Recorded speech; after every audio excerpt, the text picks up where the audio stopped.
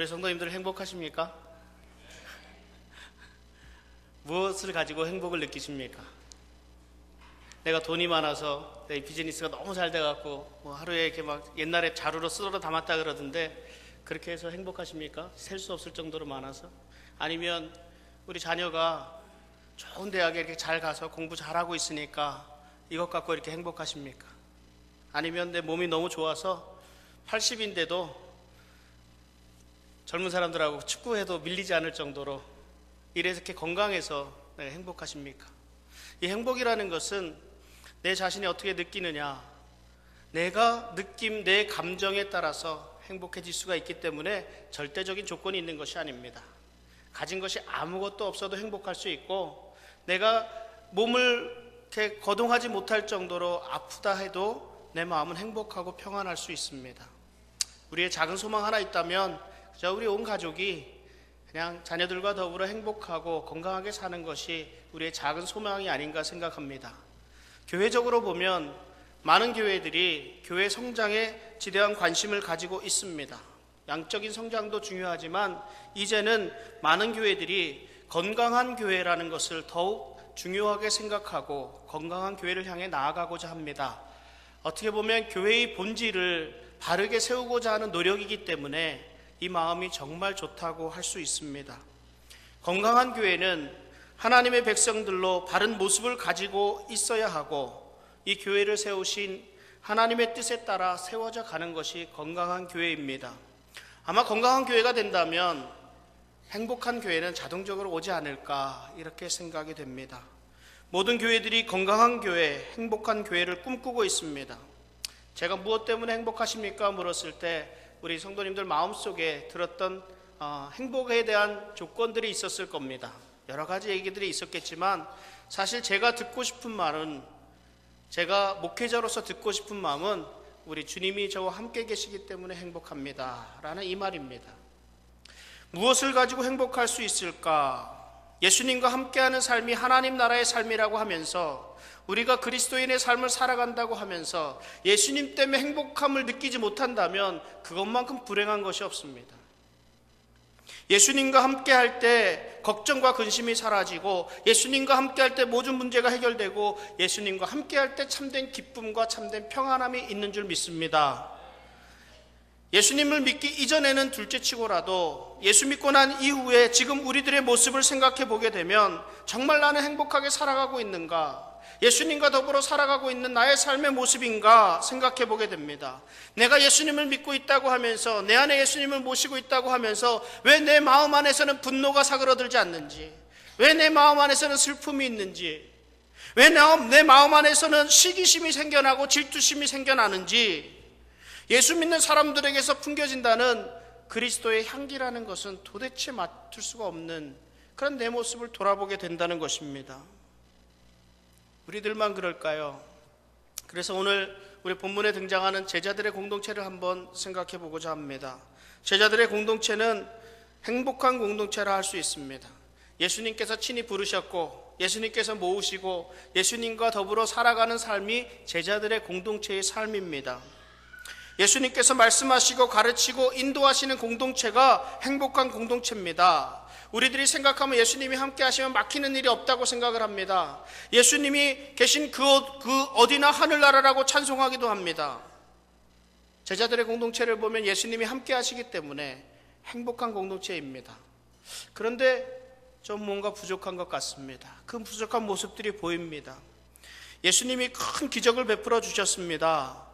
물고기 2마리와 보리떡 5개로 5,000명을 먹이셨습니다. 남자만 5,000명이니까 따지면 한 12,000명, 15,000명, 20,000명이라고 하는 사람도 있습니다. 어쨌든 이런 기적을 베푸니까 사람들은 자기 자신의 필요를 채워주시는 예수님을 왕으로 추대하려고 합니다. 예수님에게 몰려옵니다. 수많은 사람들이 몰려옵니다. 예수님께서 무엇이라고 말씀하십니까? 내 살을 먹고 내 피를 마시는 자는 영생을 가졌고 마지막 날에 내가 그를 다시 살리리니 말씀하십니다. 당신이 하늘에서 내려온 떡이라고 말씀하십니다. 이렇게 설명을 해 주시니까, 하나님이 주신 생명의 떡이라고 설명을 해 주시니까 이들이 듣기 너무 어려워요. 이 개념이 무엇인지 저 사람이 미쳤다 얘기하면서 예수님을 다 떠나갑니다. 수많은 사람들이 구름대처럼 몰려왔다가 이 말씀을 듣고 다 떠나갑니다. 예수님께서 이때 제자들에게 말씀하십니다. 너희도 가려느냐? 너희도 가려느냐? 이때 베드로의 기가 막힌 말씀이 있죠. 주여, 영생의 말씀이 주께 있사오니 우리가 누구에게로 가오리까? 이런 제자들이에요. 이 믿음이 대단하지 않습니까? 예수님을 쫓던 많은 무리들이 예수님을 떠나가고 예수님의 형제들마저도 믿지 않고 떠나가는 그때에 예수님을 믿고 예수님을 쫓았던 사람들이 예수님의 제자들입니다. 이 공동체예요. 예수님은 특별히 시몬 베드로의 신앙 고백을 통해서 교회의 시작을 선언하셨습니다. 그리고 엿새 후에 베드로와 야고보와 요한을 함께 데리고 기도하러 가셔서 모세와 엘리야와 예수님의 변화된 모습들을 보여주셨습니다. 이들의 이 감동은 얼마나 큰 감동인지 이제 더 이상 다른 것은 아무 의미가 없습니다. 이곳에 초가삼간 셋을 지어놓고 이곳에 머무르고 싶습니다 할 정도로 감동을 경험한 사람이 이 제자들이란 말입니다. 제자들을 부르신 예수님이 계시고 그 예수님이 가르치시고 그 예수님이 인도하시고 더욱이 그 예수님을 믿고 예수님과 함께하며 예수님의 능력을 보고 그 예수님을 따라다니던 제자들이었습니다. 예수님과 함께하는 것만으로도 행복한 제자들입니다. 이들이 과연 건강한 공동체를 이루었는가? 오늘 말씀을 보니까 그렇지 않더라는 겁니다. 오늘 본문은 예수님이 예루살렘으로 올라가시는 길이었습니다. 예루살렘으로 올라가셔서 이제는 십자가에 죽으시고 온 인류의 구원을 위해서 자신이 죽으셔야 하는 이 심각한 상황을 위해서 기도하며 올라가시는 예수님입니다. 그런데 이 예수님의 마음이 무거움에도 불구하고 제자들 사이에서 일어난 일을 보면 제자들의 시기심, 제자들의 질투, 배타적, 권력, 기득권을 차지하려고 하는 마음, 여러 가지 악한 모습들이 그대로 드러나게 됩니다. 예루살렘으로 올라가시던 중에 가버나움 집에 이렇게 들어가셔서 제자들에게 묻습니다. 너희들이 도대체 길가에서 변론한 것이 무엇이냐 묻습니다. 제자들은 아무런 대답도 할 수가 없었습니다. 예수님께서 예루살렘에 올라가시며 기도하시며 안타까워하시는데 자신들이 얘기한 것은 무엇입니까? 자신들은 예수님의 오른편에 우편에 좌편에 앉게 해달라는 그런 부탁이었습니다. 내가 높지 네가 높냐 이런 다툼을 하고 있었기 때문입니다. 예수님께서 첫째가 되고자 하면 낮아지고 섬길 것을 말씀하셨습니다. 예수님께서 오히려 작은 아이 하나를 영접하며 소중함을 가르쳐 주셨습니다. 그런데요, 제자들에겐 들리지가 않습니다. 예수님과 함께 있으면 뭐합니까? 자신들의 생각에 가득 차 있어서 예수님이 하시는 말씀을 듣지도 못하고 내 마음은 오직 예수님께서 예루살렘에 올라가셔서 권력을 잡게 되면 우편에 좌편에 모든 권력을 잡게 될 텐데 그 윗자리에 내가 오르고자 하는 그런 마음이 더 가득했다는 겁니다. 그 이야기를 하고 있었습니다. 오늘 본문 38절에 보면 또 이런 말씀이 있습니다. 요한이 예수께 여짜오되 선생님, 우리를 따르지 않는 어떤 자가 주의 이름으로 귀신을 내쫓는 것을 우리가 보고 우리를 따르지 아니함으로 금하였나이다. 이들의 눈에는 이 귀신 들린 영혼이 보이지 않습니다. 다만 자기에게 속해 있지 않은 사람이 예수님의 이름으로 귀신을 내쫓았다는 사실에 분을 내고 그 사람들을 금하였다고 말하고 있습니다. 당신의 일이 잘한 것이냐 예수님께 칭찬받고자 합니다. 어떻게 보면 이것은 시기심과 질투심에서 의한 행동이었습니다. 이 우리 본문 앞부분에 이런 얘기가 나옵니다. 귀신 들린 아이를 제자들에게 데리고 왔는데 제자들이 쩔쩔매고 고치지를 못합니다. 귀신을 쫓아내지 못합니다. 그래서 자신들은 귀신 앞에서 쫓아내지 못하고 쩔쩔매었으면서 예수님에게 책망까지 듣게 되었는데 자기 자신들과 함께하지 않는 어떤 사람이 예수의 이름으로 귀신을 쫓았다는데 내 자존심이 상하는 것이었는지도 모르겠습니다. 이 제자들이 가지고 있는 건 좀 특권의식이 있었습니다. 나는 예수님과 함께하는 사람이야. 예수님께 병고침을 받고 싶어? 나를 통하지 않으면 예수님께 가지도 못해. 이 마음 아니겠습니까? 예수님에게 속한 사람이라는 특권의식, 이것이 자존감을 넘어서 자만심이 가득하게 된 겁니다. 그리고 이 특권을 도대체 나눌 수가 없다는 겁니다. 다른 사람은 이것을 가져서는 안 된다 이거예요. 이런 제자들을 가르치기 위해서 하시는 말씀이 오늘 우리에게 주시는 말씀입니다. 39절부터 41절까지 읽어보도록 하겠습니다. 예수께서 이르시되 금하지 말라. 내 이름을 의탁하여 능한 일을 행하고 즉시로 나를 비방할 자가 없느니라. 우리를 반대하지 않는 자는 우리를 위하는 자니라. 누구든지 너희가 그리스도에게 속한 자라 하여 물 한 그릇이라도 주면 내가 진실로 너희에게 이르노니 그가 결코 상을 잃지 않으리라. 예수님이 제자들에게 하신 말씀이 오늘 우리들에게 그대로 전해주시는 말씀으로 믿습니다. 이 말씀은 먼저 교회가 자신의 기득권이나 자신의 힘을 자랑하는 파워게임을 벌이는 자리가 되어서는 안 된다는 것입니다. 교회는 예수님이 원하시는 것에 사로잡혀 있어야 합니다. 사단은 예수님 앞에서는 벌벌 떠는 존재입니다. 그런데 좀 전에 이 제자들은 아무리 귀신을 쫓아내려고 해도 꿈쩍도 하지 않는 사단의 모습을 보았습니다. 그 귀신의 모습을 보고 그랬는데 어떻게 자기와 아무 상관도 없는 사람들이 예수의 이름으로만 귀신을 쫓아내겠느냐. 예수님에게 믿음이 없다고 책망까지 들으면서 모멸감을 가져왔을 수 있습니다. 지금까지 제자들은 자신들의 힘으로 기적을 베푸는 양 어깨가 으쓱했던 것 사실입니다.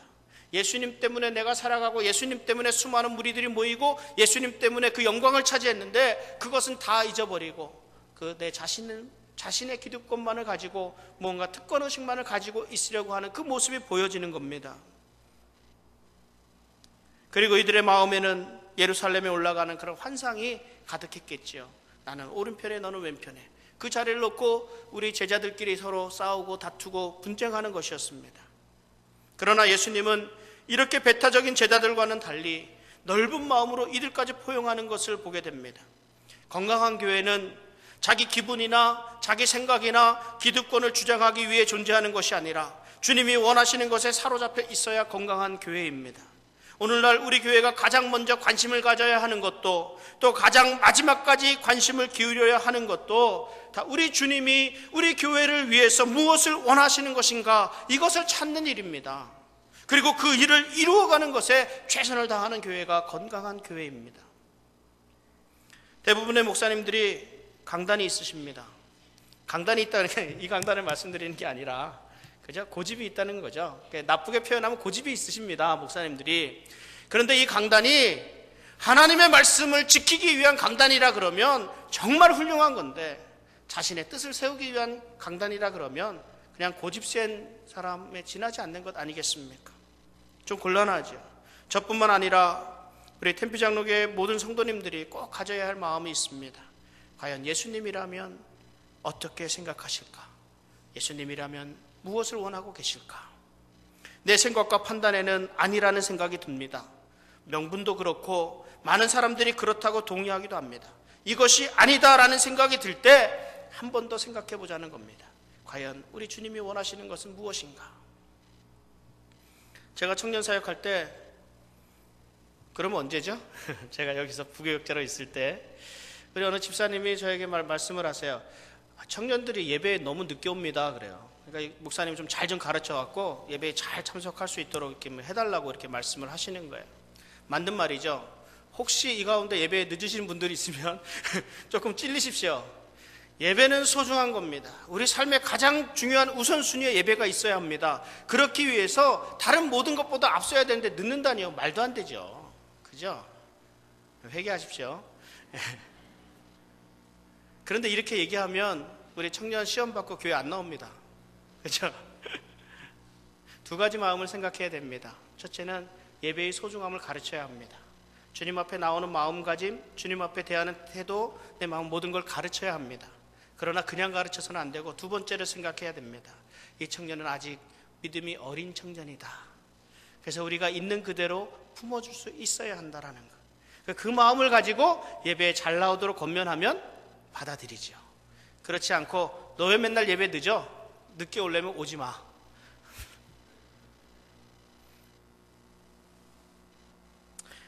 저희 교회에 일부 예배가 있습니다. 우리 교회 여기 템피 교회도 있죠. 8시 45분에 시작하는데 어느 분이 저한테 이렇게 말씀하십니다. 목사님, 주일을 거룩하게 지키려면 일부 예배를 드려서 그냥 적당히 때우고 간다라고 생각하는 그런 일부 예배 아니지 않습니까? 우리 본 예배를 잘 드릴 수 있도록 이렇게 해야 되는 것 아닙니까? 말씀하십니다. 한편으로는 맞습니다. 물론 설득력이 있습니다. 왜? 우리가 일부 예배를 드리고 그 나머지 시간을 잘 활용해 갖고 뭐 어디 놀러도 가고 뭐 이렇게 적당하게 하루를 지내자라는 그런 마음, 우리는 그것이 아니잖아요. 주일은 하나님권에서 하나님을 믿는 우리 백성들과 함께 교제하고 친교하고 함께 지내는 것, 거룩하게 지내는 것이 우리가 주일을 맞이하는 자세가 되어야 되는데 일부 예배만 드리고 그러면 그건 안 되지 않습니까? 말씀하십니다. 맞습니다. 설득력이 있습니다. 무엇보다 중요하게 여겨야 될 것이 하나님께 드리는 예배가 되어야 되니까 맞는 말씀입니다. 그래서 물론 주일 일부 예배 드리고 마음껏 쉬자 하는 분들에게는 잘못된 길로 인도하는 것일 수도 있습니다. 이렇게 타협하는 거죠. 그러나 어쩔 수 없는 상황에서 주일에 예배를 드릴 수 있다는 것만으로도 감사하며 예배를 드리는 분들에게 일부 예배는 생명줄과도 같습니다. 저희 교회가 처음에 그래서 1명이 시작하고 2명 오고 3명 오고 그렇습니다. 마가복음 9장 42절에 이렇게 말씀합니다. 또 누구든지 나를 믿는 이 작은 자들 중 하나라도 실족하게 하면 차라리 연자맷돌이 그 목에 베어 바다에 던져지는 것이 나으리라. 예수님은 이 공동체의 전통과 제도 이런 것들을 중요하게 여기신 것이 아니라 영혼 사랑이 그 기초가 되어야 할 것을 말씀하시고 있습니다. 제자들은 예수님의 제자 공동체라는 데 더 관심을 두었습니다. 그러나 주님의 관심은 영혼이었습니다. 제자들은 누가 가장 높은 자리를 차지할 것인가에 관심이 있었지만 예수님의 관심은 이 세상에 어떻게 생명을 가져올 수 있을 것인가에 대한 영혼 구원에 대한 관심이셨습니다. 제자들은 자신들의 명분이 중요했습니다. 자신들은 자기가 가진 모든 것들을 내려놓고 포기하고 예수님을 쫓았기 때문에 예수님으로부터 무언가 그에 상응하는 그런 무엇인가가 필요했습니다. 그래서 예수님의 높은 권좌에 오르실 때 자신들이 입지를 그렇게 다지는 것은 당연한 것이라 생각했을지도 모르겠습니다. 내 모든 것 다 가지고 가셨으니까 자신들이 가지고 있는 기득권을 생각합니다. 그래서 자신들만이 할 수 있는 일이라 생각을 했는데 어디서 이름도 들어보지도 못한 사람이 예수 이름을 통해서 귀신을 내쫓고 막 한다는 거예요. 그래서 그것이 영혼을 구원하는 일인 줄 알면서도 그 일이 하나님께서 기뻐하시는 일인 줄 알면서도 강력하게 금지시키고자 하는 것입니다. 자기들이 행하는 것은 괜찮지만 아무리 그것이 하나님 나라에 유익이 있다고 하더라도 다른 사람들이 자신들의 일을 가로채는 것은 참을 수 없다는 겁니다. 이러한 제자들의 사고의 틀과 이러한 제자들의 행동의 틀을 바꾸어야 한다고 말씀합니다. 그 기준을 가르쳐 주시는데 아무리 엄청난 일을 이루었다고 하더라도 한 영혼을 실족하게 하는 것이라면 그것은 결코 잘하는 일이 아니라고 강조하시고 있습니다. 목회자로서 제가 이 말씀을 읽을 때마다 다시 한번 제 자신을 돌아보게 하고 생각하게 하는 여러 가지 일이 있습니다. 자칫하면 교회의 성장이라는 이유로 한 영혼에 대해 소홀히 할 수 있습니다. 우리가 늘 이 점에 유의해야 합니다. 특별히 계획을 세우고 또 어떤 행사를 진행하게 될 때 늘 이렇게 마음에 걸리는 말씀입니다. 여행을 갈 때도 그렇고 야유회를 갈 때도 그렇고 함께하지 못하는 분들에 대한 걸림이 늘 있습니다.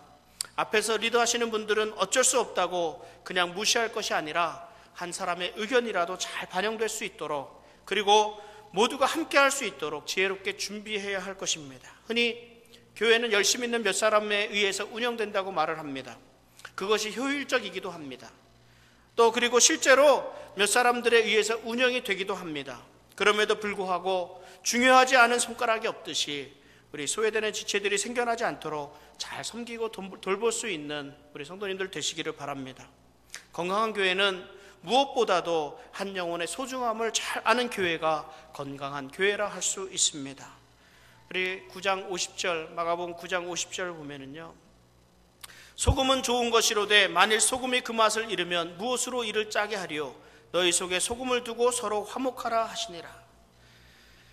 제가 장이 좋지 않다고 이렇게 말씀을 드리니까 어느 한의사분이 소금을 한 봉지 이렇게 주셔요. 그래서 목사님 목이 마를 때마다 찬물 그냥 마시지 말고 이 소금 하나 이게 입에 머금고 계시라고 그러더라고요.